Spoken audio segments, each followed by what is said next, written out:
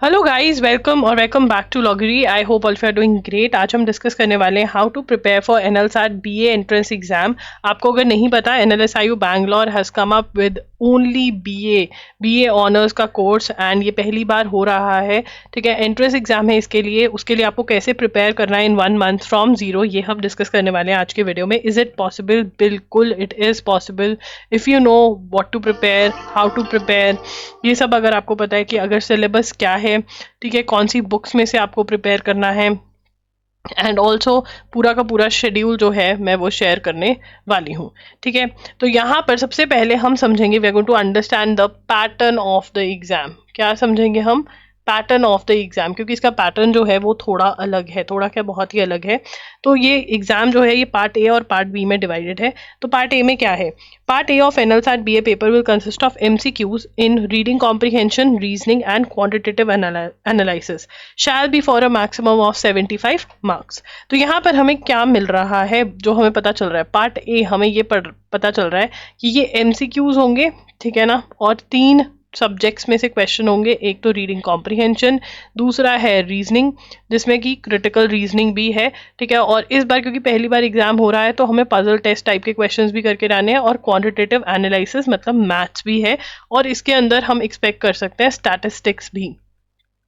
ठीक है ना, तो ये है। उसके बाद पार्ट ए विल बी, मतलब आपको दोनों ही पार्ट्स में अच्छा परफॉर्म करना है। Each question will be of 1 mark, 0.5 marks are going to be deducted for wrong answer. अगर आप रॉन्ग आंसर देंगे तो आपके मार्क्स काटे जाएंगे, और अगर नहीं अटेम्प्ट करेंगे तब भी। तो मतलब you have to solve all the questions, आपको कुछ भी छोड़कर नहीं आना है, क्योंकि छोड़कर आ रहे हो तब भी मार्क्स कट रहे हैं। इससे अच्छा गलत करके ही मार्क्स कटवा लो, क्या पता सही हो जाए। अब यहाँ पर इंग्लिश में रीडिंग कॉम्प्रिहेंशन की कैसी आपको प्रिपरेशन करनी है, ये सारे टाइप्स के क्वेश्चंस होते हैं। Inference, main idea, orders, main purpose, passage can be termed as tone of the passage, central idea, figures of speech, conclusion. आपने क्या करना है, द स्टेप वन इज कि आपने हर रोज एक एक टॉपिक पकड़ लेना है कि, और गूगल पे जाना है कि मेन आइडिया वाले क्वेश्चंस कैसे सॉल्व करें, और वहां से टिप्स एंड ट्रिक्स मिल जाएंगे आपको ऑन हाउ टू सॉल्व। इनको नोट कर लो नोटबुक के अंदर। ठीक है ना, अब टिप्स एंड ट्रिक्स जो नोट किए हुए हैं इनको आपने अप्लाई करना है। ठीक है, अप्लाई कोई भी रीडिंग कॉम्प्रिहेंशन की बुक आप ले सकते हो, उसके ऊपर आप अप्लाई कर सकते हो। ठीक है ना, कोई भी एग्जाम की आफ्टर ग्रेजुएशन लेवल की आप बुक ले सकते हो, उस पर आप, उसमें आपको मिल जाएंगे, तो वो आपको सॉल्व करने हैं। कुछ नहीं मिल रहा है तो क्लैट के पीवाईक्यूज भी, you can go for CLAT PYQs. ठीक है, तो ये आपने करना है। उसके बाद टिप्स एंड ट्रिक्स अप्लाई करके कि कैसे सॉल्व करना है, एक्सप्लेनेशन देखो कि अच्छा इन्होंने ये सोचा, हमने ये सोचा, ऐसा ऐसा हो गया, तो आपको सॉल्व करने आ जाएंगे। स्टेप 2 के अंदर आपने जब सभी टाइप के क्वेश्चंस का ये निकाल लिया कि कैसे सॉल्व करना है, फिर आपने 5 to 6 RCs back to back solve करने की प्रैक्टिस करनी है। स्पीड पे प्रैक्टिस करनी है, एक्यूरेसी मतलब करेक्ट भी होने चाहिए और स्पीड से भी आप सॉल्व कर सको। साथ ही साथ क्योंकि रीडिंग कॉम्प्रिहेंशन है तो आपकी रीडिंग स्पीड भी होनी चाहिए, और करंट अफेयर्स के अंडरस्टैंडिंग भी एक अच्छे लेवल की आपको चाहिए होगी। तो उसके लिए आपने रेगुलरली जो है एजुगिरी को फॉलो करना है। एजुगिरी की क्लास होती है 6 PM to 7 PM। ठीक है, वो आपको एडिटोरियल्स अंडरस्टैंड करने में, आपकी रीडिंग करंट अफेयर्स जो है उसको बेटर करने में हेल्प करेगा। तो ये आपको करना है, और इससे आपकी वोकैबुलरी भी इन्हांस होगी, वोकैबुलरी भी बेटर होगी, जो कि रीडिंग कॉम्प्रिहेंशन को सॉल्व करने में हेल्प करती है। उसके बाद है लॉजिकल एंड क्रिटिकल रीजनिंग, दोनों ही आपको करने हैं। अब यहाँ पे coding, decoding, blood relation, puzzle test, direction sense test, series completion, analogy, clocks and calendar. इसके लिए आप अरिहंत की बुक ले सकते हैं जो स्पेसिफिकली लॉजिकल रीजनिंग के लिए आती है। उसमें से आप क्वेश्चन सॉल्व करेंगे, एग्जाम्पल्स भी, एक्सरसाइज भी। इसके लिए ये करना है आपको, जो भी रॉन्ग क्वेश्चन होगा, डिफिकल्ट क्वेश्चन होगा, उसको मार्क कर लेना। ठीक है, और टिप्स एंड ट्रिक्स बुक में ही नोट कर लेना, इससे आपकी रिविजन हो जाएगी। क्रिटिकल रीजनिंग में जो मेजर टॉपिक्स हैं वो assumption, statement, conclusion, forcefulness of arguments, evaluating inference, assumptions, arguments, conclusion, inference, ये आपके टॉपिक्स हैं। आप चाहो तो इसको analytical reasoning by MK Pandey की बुक आती है उसमें से कर सकते हो, एनालिटिकल रीजनिंग MK पांडे की बुक उसमें से कर सकते हो। बट अगर आपको एक अच्छे लेवल के क्वेश्चन सॉल्व करने हैं तो LSAT की बुक डाली हुई है मैंने, loggery.com पर PDF डाला हुआ है, उसमें से you have to read all of these topics. समझने हैं, पढ़ने हैं, हर रोज daily you have to read 1 topic. Daily आपको पढ़ना और समझना है, एक एक टॉपिक को 5 बार पढ़ना है। 5 टाइम्स रीडिंग एंड अंडरस्टैंडिंग, अपने आप समझ में आने लग जाएंगे। ठीक है ना, ये आपने करना है। Quantitative analysis, that is maths भी हो सकता है इसमें, DI भी हो सकता है, और स्टैट्स तो मुझे लग रहा है क्योंकि जो वेबिनार उसमें कर रहे थे उन्होंने कहीं ना कहीं स्टैटिस्टिक्स की तरफ हिंट दिया था। तो अगर तो आपके पास 10th की मैथ्स की NCERT है तो बहुत बढ़िया बात है, नहीं है तो ऑनलाइन डाउनलोड करके उसमें से स्टैट्स वाला टॉपिक तो मैथ्स की NCERT में से कर सकते हो आप। बाकी जो सारे टॉपिक्स हैं वो 30 डेज वंडर नाम की बुक लो और ये वाले जो डेज हैं वो आप सॉल्व कर लो। इससे आपका बेसिक मैथ्स जो है वो स्ट्रांग हो जाएगा। कोई और बुक यूज कर रहे हो तो ये वाले टॉपिक्स आपको सॉल्व करने हैं।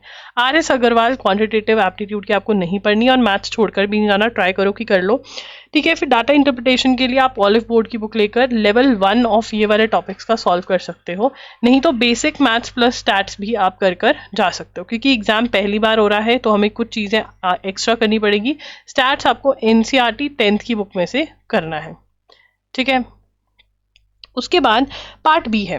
फिर पार्ट बी जो है उसमें सब्जेक्टिव मार्क्स का है, सब्जेक्टिव आंसर राइटिंग है, उसमें सब्जेक्टिव क्वेश्चंस है उसके अंदर और देयरफॉर आंसर राइटिंग करनी पड़ेगी आपको। Part B will have 4 short questions of 150 words each, will test critical thinking ability, analytical depth. They will be concerned with contemporary का मतलब होता है present, जो आज चल रहा है, present issues जो चल रहे हैं, जो present issues चल रहे हैं regarding India and the world, ठीक है ना, वो उस चीज़ों से रिलेटेड ये 4 क्वेश्चंस होंगे जिसका आपको आंसर लिखना होगा। इसका मतलब यहाँ पे भी न्यूज़पेपर बहुत ज़्यादा इंपॉर्टेंट है, तो रेगुलरली आपने एजुगिरी को फॉलो करना है, जो कि मेरा ही यूट्यूब चैनल है 6 PM पे, वहाँ पर द हिंदू एनालिसिस होते हैं। बट इसके अलावा भी आपको कुछ करना पड़ेगा। वो क्या है, आपको loggery.in पे जो मंथली करंट अफेयर्स लेक्चर्स मिलते हैं वो लेने पड़ेंगे, क्योंकि आपको बेसिकली जून से लेकर आपको वैसे तो जनवरी 2024 से लेकर के आपको अप्रैल 2025 तक के करंट अफेयर्स करने हैं, ठीक है ना। बट क्योंकि हमारे पास इतना टाइम नहीं है तो हम इन शॉर्ट कर रहे हैं। हम जून से लेकर के अगर अप्रैल 2025 तक के भी करंट अफेयर्स अच्छे से फॉलो कर लें तो हमारे लिए बहुत अच्छा होगा। तो आपने बंडल में इन्वेस्ट करना है। जून 2024 से लेकर दिसंबर 2024 का करंट अफेयर्स का बंडल हम दे रहे हैं, ठीक है ना। अब ये जो वीडियो लेक्चर्स हैं इनका खास बात क्या है, जनवरी 2025 के भी वीडियो लेक्चर्स कंप्लीटली डल चुके हैं, वो भी आप खरीद सकते हैं, अलग से मिलेंगे वो, ठीक है। Saves a lot of time. 7 to 8 hours में आपका फुल मंथ प्रिपेयर हो जाता है। एक्सप्लेनेशन मैं आपको बहुत अच्छे से एक्सप्लेन करती हूँ स्टोरी फॉर्मेट के अंदर, कि आप एक बहुत अच्छी ओपिनियन फॉर्म कर पाएंगे जब आंसर राइटिंग होगी, आपको अंडरस्टैंडिंग होगी तो आर्ग्यूमेंट्स फ्रेम कर पाएंगे। तो जो एस्से राइटिंग के लिए चाहिए होता है वो बहुत ही अच्छे लेवल का हो जाएगा। और डिजी नोट्स भी प्रोवाइड होते हैं, पढ़ाते हुए छोटू नोट्स भी मैं बनवाती हूँ, जिससे कि आप रिविजन कर सकते हो। रिविजन करना बहुत ज़रूरी है, बिकॉज आपको कुछ फैक्ट्स भी याद करने पड़ेंगे, कुछ क्या बहुत सारे, तो इसलिए ये आप ले सकते हैं, ठीक है। यही लीजिए। बहुत लोग आपको विजन IAS रेकमेंड करेंगे। मैगजीन्स आपको फ्री ऑफ कॉस्ट, बहुत सारी मैगजीन्स आपको टेलीग्राम पे मिल जाएंगी, पेड मैगजीन्स भी बहुत मिल जाएंगी, बट यहाँ पर कोई आपको एक्सप्लेन करने वाला नहीं है, तो ये मैं आपको रेकमेंड कभी भी नहीं करूंगी, क्योंकि you have to write an essay, ठीक है। एजुगिरी यूट्यूब चैनल आप मार्च और अप्रैल के लिए फॉलो करिए, ठीक है ना, वो आपको बहुत हेल्प करेगा।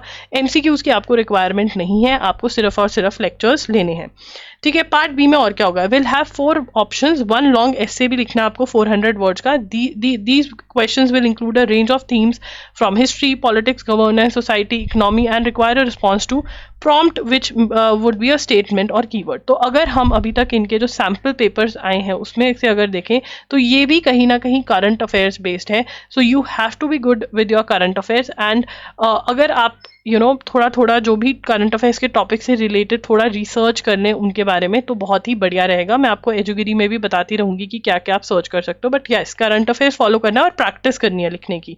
प्रैक्टिस के लिए मैं लेकर आई हूँ NLSAT का answer writing test and course, answer writing mock test plus course का बंडल, जहाँ पे राइटिंग कोर्स भी है, जहाँ पे आपको बताया जाता है कि कैसे लिखना है, हाउ टू राइट।